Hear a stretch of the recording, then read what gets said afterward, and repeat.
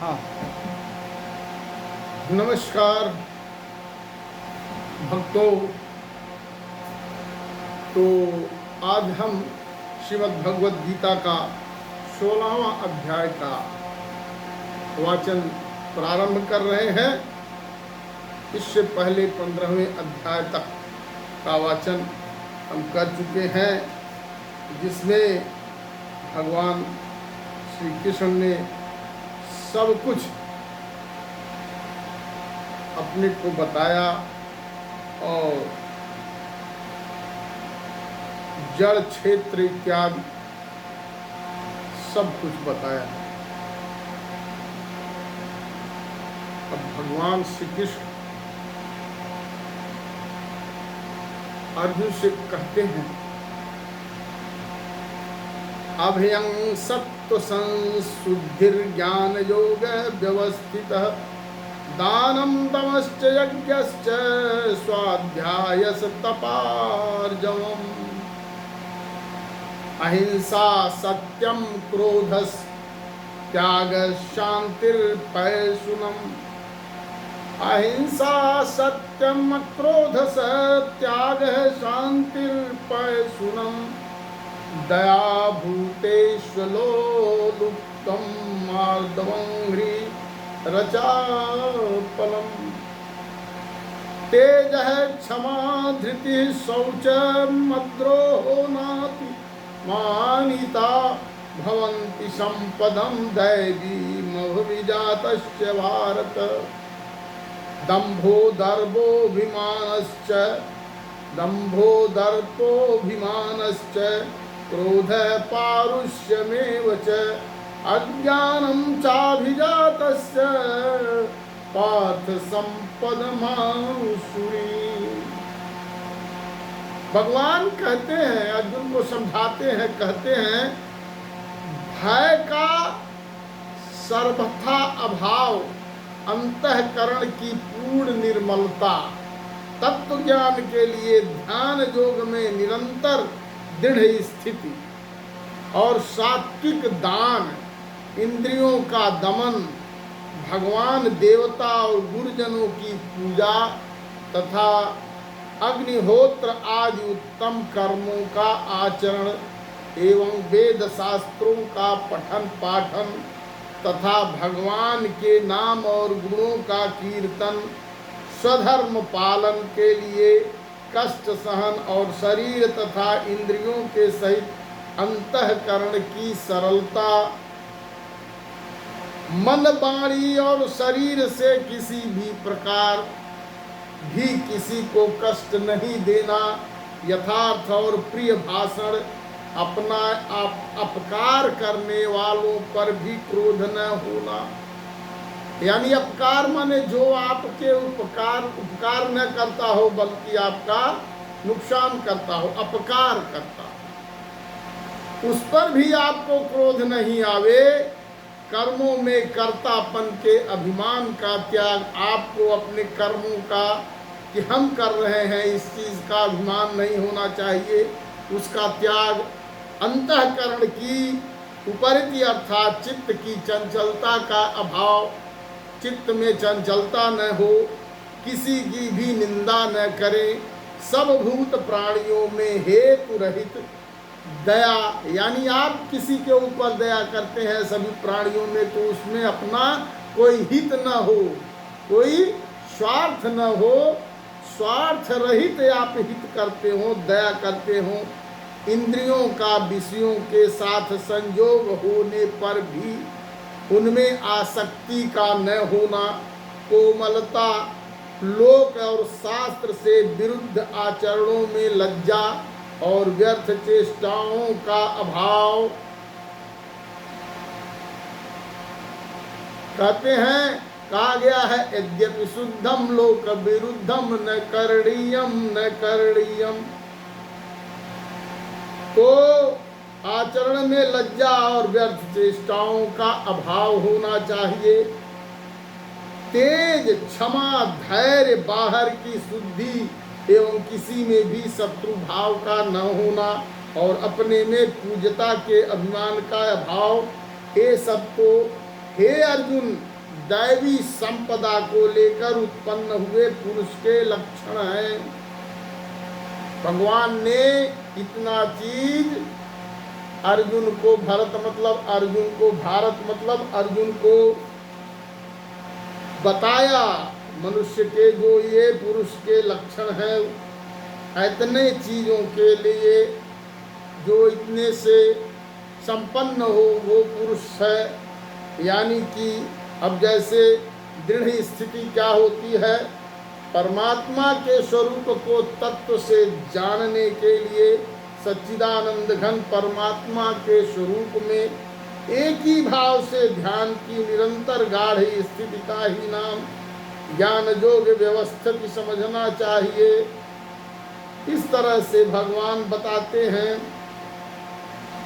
और फिर कहते हैं, हे पार्थ, दंभ, घमंड और अभिमान तथा क्रोध, कठोरता और अज्ञान भी ये सब आसुरी संपदा को लेकर उत्पन्न हुए पुरुष के लक्षण हैं।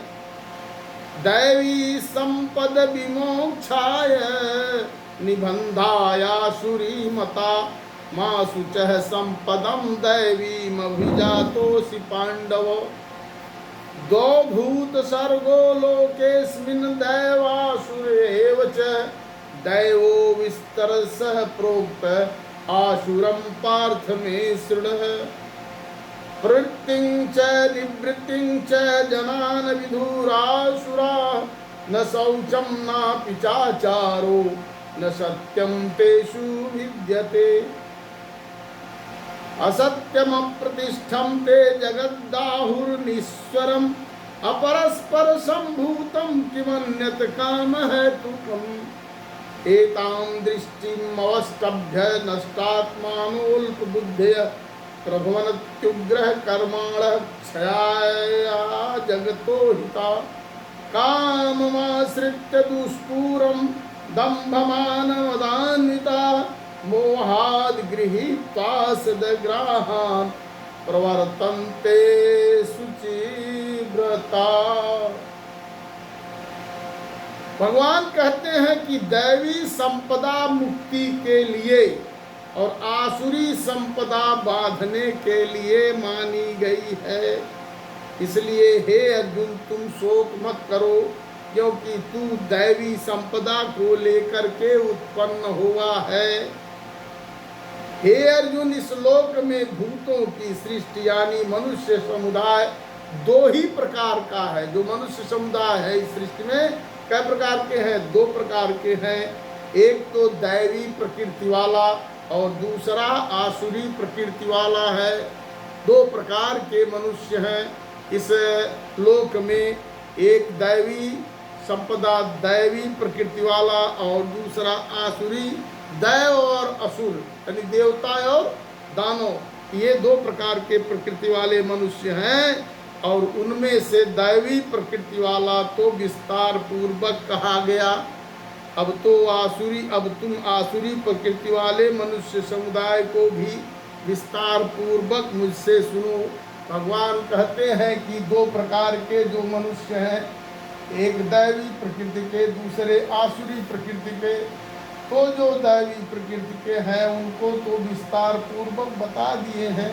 अब आसुरी प्रकृति वालों को सुनो। असुर स्वभाव वाले मनुष्य प्रवृत्ति और निवृत्ति इन दोनों को ही नहीं जानते। इसलिए उसमें न तो बाहर भीतर की शुद्धि है, न श्रेष्ठ आचरण है और न ही सत्य भाषण ही है। वे आसुरी प्रकृति वाले मनुष्य कहा करते हैं कि जगत आश्रय रहित सर्वथा असत्य और बिना ईश्वर के अपने आप केवल स्त्री पुरुष के संयोग से उत्पन्न है। अतएव केवल काम ही इसका कारण है, इसके सिवाय और क्या है। अर्थात भगवान कहते हैं कि हे अर्जुन, अब आसुरी प्रवृत्ति वालों के बारे में सुनो। आसुरी प्रवृत्ति का मतलब ये है, जो आसुरी प्रवृत्ति वाले हैं वो भगवान को नहीं मानते हैं। वो सोचते हैं कि जो भी मनुष्य की जो भी यहाँ उत्पत्ति हुई है वो सिर्फ स्त्री और पुरुष के मिलन से संयोग से हुई है और इसमें भगवान कुछ नहीं है, सर्वथा सत्य है। ये सब बिना ईश्वर के ही हो जाता है। इसके सिवा अतएव केवल काम ही इसको काम को ही सर्वश्रेष्ठ मानते हैं, इसके सिवा और क्या है, ऐसा आसुरी प्रवृत्ति वाले कहते हैं। असत्यम प्रतिष्ठम ते जगदाहुरनीश्वरम अपरस्परम संभूतम किमन्यत काम है तुकम। यानी भगवान का इसमें केवल काम ही का कारण है, इसमें का केवल काम ही इसका कारण है, इसके सिवा और कुछ नहीं है। और उसके बाद और इस मिथ्या झूठे ज्ञान को अवलंबन करके जिनका स्वभाव नष्ट हो गया है तथा जिनकी बुद्धि मंद है, वे सबका अपकार करने वाले क्रूर कर्मी मनुष्य केवल जगत के नाश के लिए ही समर्थ होते हैं। यानी जो सबको मिथ्या समझते हैं, जो जैसे ज्ञान को अवलंबन करके जिनका स्वभाव मिथ्या ज्ञान का सहारा लेते हैं, जैसे आजकल कुछ लोग हैं राम को नहीं मानते, भगवान को नहीं मानते, उल्टा सीधा कहते जा रहे हैं।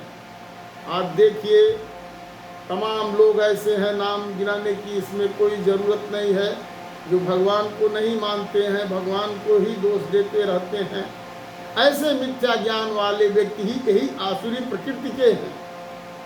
उदाहरण है, लेकिन उसको नाम लेने की यहाँ ऐसे लोगों की ज़रूरत है नहीं, एकदम इस समय तो प्रत्यक्ष ही चल रहा है।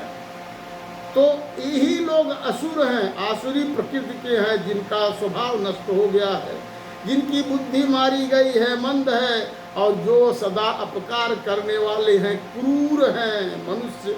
ऐसे मनुष्य जगत के नाश के लिए ही समर्थ होते हैं।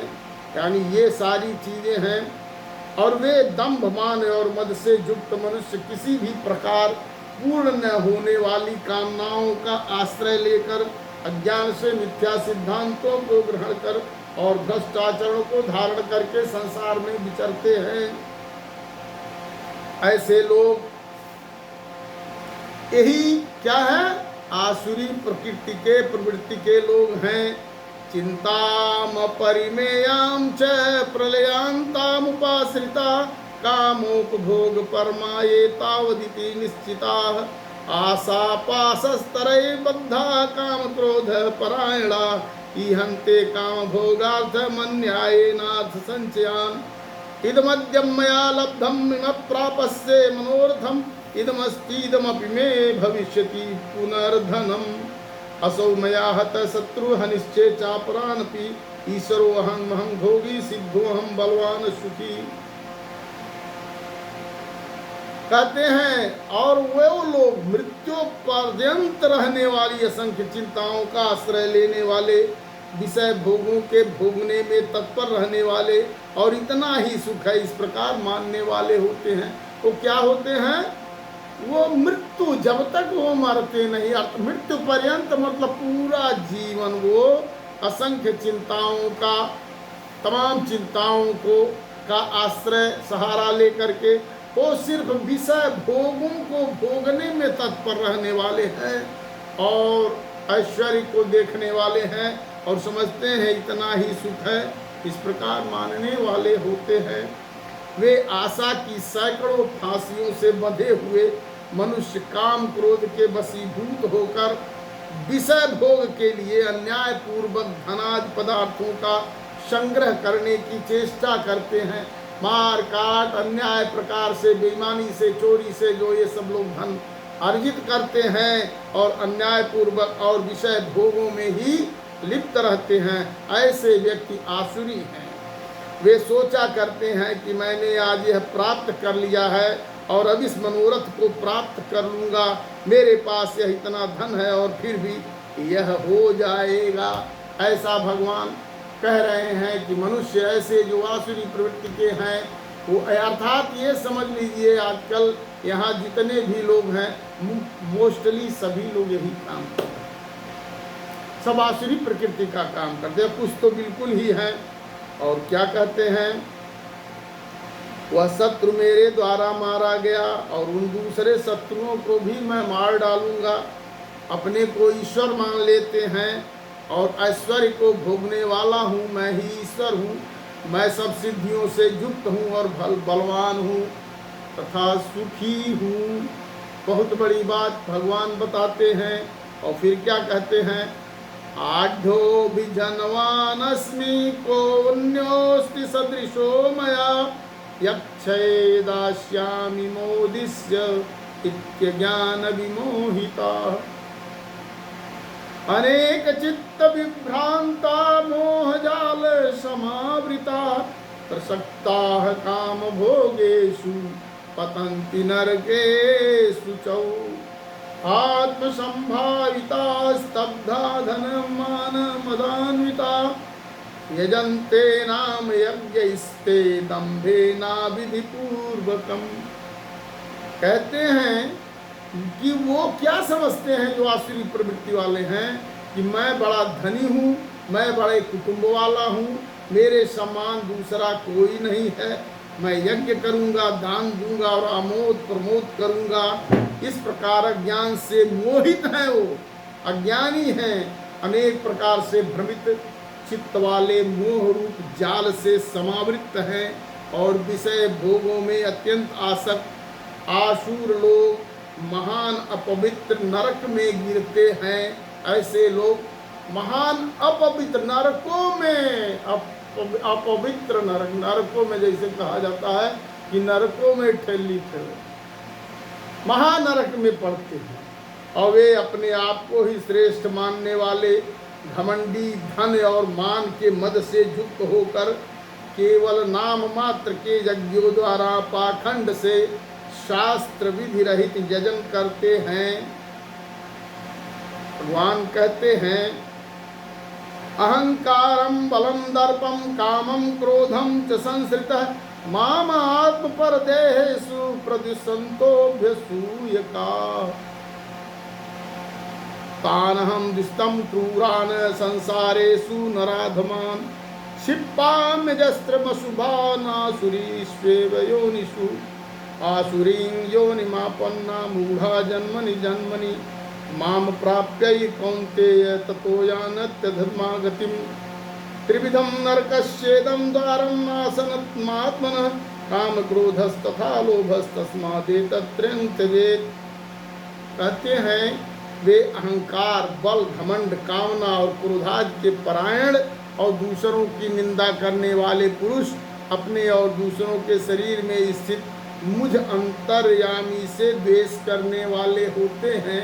भगवान कहते हैं ऐसे लोग घमंडी हैं और अहंकारी हैं, बल का अहंकार है, क्रोध है, दूसरों की निंदा करते हैं और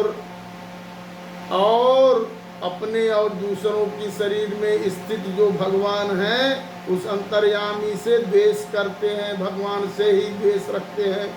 उन द्वेष करने वाले पापाचारी और क्रूर कर्मी नराधमों को मैं संसार में बार बार आसुरी योनियों में ही डालता हूँ। हे अर्जुन, वे मूढ़ मुझको न प्राप्त होकर ही जन्म जन्म में आसुरी योनि को प्राप्त होते हैं, फिर उससे भी अति नीच गति को ही प्राप्त होते हैं, अर्थात घोर नरकों में पड़ते हैं। रौरवा नरक जिसे कहते हैं पड़ते हैं। और काम, क्रोध तथा लोभ ये तीन प्रकार के नरक के द्वार हैं। नरक के द्वार कितने हैं? काम, क्रोध तथा लोभ ही नरक के द्वार हैं। आत्मा का नाश करने वाले अर्थात उसको अधोगति में ले जाने वाले हैं। ये नरक के कौन, नरक क्या है, नरक के द्वार कौन है? भगवान बताते हैं, त्रिविधम नरकस्येद द्वारम नासन मात्मना। क्या बताते हैं? त्रिविधम नरकस्येदम द्वारम नासन मात्मनः काम क्रोधस तथा लोभस तस्मादेतम त्रयम त्यजेत। यानी ये आत्मा का नाश करने वाले अर्थात उसको अधोगति में ले जाने वाले हैं, अतएव इन तीनों का त्याग देना चाहिए। अब ये तीन प्रकार के नरक के जो द्वार हैं वो क्या हैं? सर्व अनर्थों के मूल और नरक की प्राप्ति हेतु होने से यहाँ काम, क्रोध और लोभ को नरक के द्वार कहा गया है। भगवान फिर कहते हैं, एतैर्विमुक्त कौन्तेय तमोद्वारै स्त्रिभिर्नर आचारत्यात्मन श्रेष्ठतो याति परांगति गतिम। यह शास्त्र विधिमुत्सृज्य वर्तते काम कारतः न सिद्धिमवाप्नोति न सुखम न पराम गति। तस्मात् शास्त्रं प्रमाणं ते कार्याकार्य व्यवस्थितौ ज्ञात्वा शास्त्र विधानोक्तम कर्म कर्तुम निहार हर्ष। हे अर्जुन, इन तीनों नरक के द्वारों से मुक्त पुरुष अपने कल्याण का आचरण करता है, इससे वह परम गति को जाता है अर्थात मुझको प्राप्त होता है। जो पुरुष शास्त्र विधि को त्याग कर अपनी इच्छा से मनमाना आचरण करता है, वह न सिद्धि को प्राप्त होता है और न परम गति को और न सुख को ही प्राप्त होता है। इससे तेरे लिए इस कर्तव्य और अकर्तव्य की व्यवस्था में शास्त्र ही प्रमाण है, ऐसा जानकर तू शास्त्र विधि से नियत कर्म ही करने योग्य है। अपने उद्धार के लिए, यानी कि कहने का अर्थ है जो मुक्त पुरुष अपने कल्याण का आचरण करता है, मतलब अपने उद्धार के लिए भगवद्गीतानुसार वर्तना ही अपने कल्याण का आचरण करना होता है। तो अब आइए ओम तत्सदिति श्रीमद्भगवद्गीता सुपनिषु ब्रह्म विद्यायाम योग शास्त्रे श्री कृष्णार्जुन संवादे दैवासुर संपद विभाग योगो नाम षोडशो अध्याय है। यहाँ तक हम अपना जो है 16वां अध्याय का समाप्त हुआ। बोलिए श्री कृष्ण जी महाराज की जय।